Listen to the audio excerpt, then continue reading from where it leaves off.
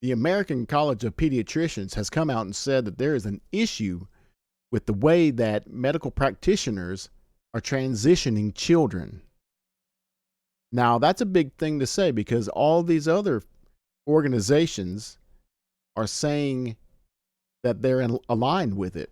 So, why would the American College of Pediatricians be standing up against this? Now, let's listen to what they said. And we have serious concerns about the physical and mental health effects of the current protocols promoted for the care of children and adolescents in the United States who express discomfort with their biological sex. This declaration was authored by the American College of Pediatricians, but really it was developed from the expertise of hundreds of doctors, researchers, and other healthcare workers and leaders who, for years, have been sounding the alarm on the harmful protocols that continue to be promoted by the medical organizations in the United States. Wow. To follow the science and their European colleagues and immediately stop the promotion of social affirmation, puberty blockers, cross-sex hormones, and surgeries for children and adolescents who experience distress over their biological sex. In our declaration, we affirm that sex is a dimorphic, innate trait defined in relation to an organism's biological role in reproduction, male and female. This genetic signature is present in every nucleated somatic cell in the body and is not altered by drugs or surgical interventions. Consideration of these innate differences is critical to the practice of good medicine and to the development of sound policy for children and adults alike. Medical decision-making should be based upon an individual's biological sex. It should respect biological reality and the dignity of the person by compassionately addressing the whole person. We are here defying the claims made by these medical organizations in the US that those of us who are concerned are a minority and that their protocols are consensus. They are not consensus, and we are speaking in a loud, unified voice, enough. Enough. And did you hear what she said? She didn't just say, hey, stop giving medication to these children. Stop having mutilating surgeries on these children. She said the social affirmation of these children also needs to stop. So encouraging children to pretend to be something they're not isn't helping. There's so many things that we're doing now to try to affirm the mental disorders that people have. We are encouraging people to live out these delusions. And that's not good for people. It's not good. God created you as a man or a woman, whether you like that or not. And some people say, well, I don't believe in God. Well, that doesn't mean he doesn't exist. Your belief has nothing to do with whether something exists or it doesn't. You have a place in this world. If you don't like that you're a woman, stop worrying so much about, I don't like being, what does that even mean? If you want to say, I like other women, then don't destroy your body. You don't just take these medications and it just pauses your hormones. It doesn't just pause and then come back on when you stop. It stops them. Creates a lot of issues. Even in European nations, they're stopping giving these medications out because of the side effects that they have are 10 times worse than not giving it to them. Because if they don't give you the medicine, you have a mental disorder that needs to be corrected. And some people say it's not a mental disorder. If it's not, then why is it increased over 1,000% in a decade? It doesn't make any sense. Things like this don't just happen. Hey, 20% of the world is automatically trans. No, it's not. No, it's not. No, it's not. And you can say what you want, but this is a sociological issue. This is a propped up desire for people to be something they're not. And look, if you, I'm going to say some people may say they're inappropriate things, but they're not. It is true. When I was growing up And there's the sociological outcasts, and I fit into that at one point because I grew up poor, and I was a poor person, and I got ridiculed because I had no money, couldn't afford good clothes, stuff like that. So I understand what it's like to be, set aside as somebody that's unpopular or uncared for by the society. But a small minority of these people, and by minority I mean just a small group of these people,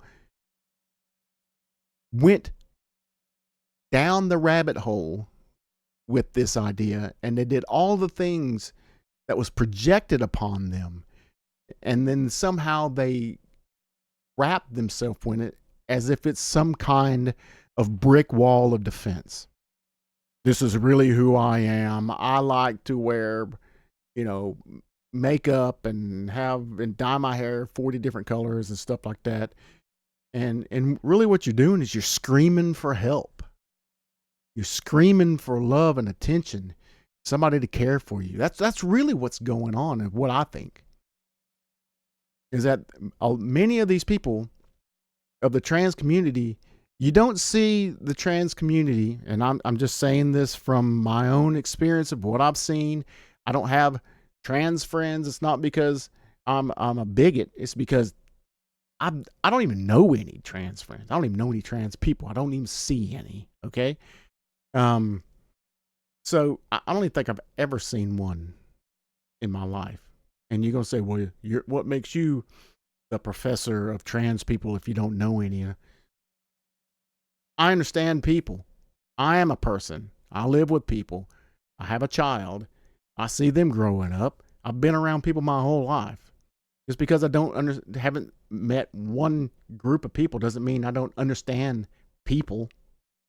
That's an idiotic thing to say. So we can establish ideas through how we observe other societies. And when you see, like I said, those other outcasts, whether it be back in the 80s, you had the metalheads, and you had the jocks, and you had these cliques like that, which I'm sure you probably still have in just different genre type societal cliquey groups. You have that everywhere. But what you end up doing is you have like the extremes of not the prosperous, but you have the extremes of usually the people that nobody likes. And those people, a minority of those people, grasp onto things and try to somehow give themselves some encouragement, some boosting, some hope. You think this is who I am? I'll show you. And that's not what they say on the front. That's a subconscious. That's some kind of desperate attempt to grab onto hope when you feel like you have nothing left. I think the trans movement is a group of people that have initially grabbed on to hope. They were desperate pleas for help is really what it is. So they caricature themselves, and it's obvious to the general population. By general, I mean 99% of the population. It's obvious that these people are caricaturing themselves. They're presenting themselves in an odd fringe manner. And this odd fringe manner is a scream for help. And what happened was these people that were really asking for help didn't get help. They didn't get the help they needed. And what they continually are getting is people to prop up that illness. And they're like, this isn't really who I am. This is me screaming for help. But instead of you helping me, you're helping this, all the stuff that I'm putting out there. And so I have to continue this cry. I have to continue this pain. I have to continue this road of grief and suffering because you're propping that up. You're not propping me up. You're not supporting me. You're not loving me. You're not giving me the hope and the care that I have. You're propping up my caricature. You're propping up my caricature. And so I have to continue this play of a person that I'm not. You're encouraging my pain. And that's what's happening with this. And then what happens is so many people are grabbing onto this pain and saying, look at all the attention that they're getting. And then the people that are really suffering are not progressing mentally. And then these other people are grabbing onto this lifestyle because it's a sociological push of affirmation. And then you're automatically presented into this held up, esteemed, established thing that you're not. It's instant. It's like you've instantly become a movie star. It's like you've instantly become a movie star when you did nothing to get it. So it's easy for kids to jump on that. The kid says, I'm a girl. Then everybody's, oh, you're really a girl? Oh, well, let's go buy you some dresses and let's put some makeup on you and let's present you. Then you go somewhere else and everybody's like, oh, this kid's a girl. So we got, oh, hey, you're a little girl. Just love. Oh, my goodness, you are the prettiest little girl. And what people are doing is artificially giving, it's hateful to support somebody's pain and to push them down a road of deceit of their own mind.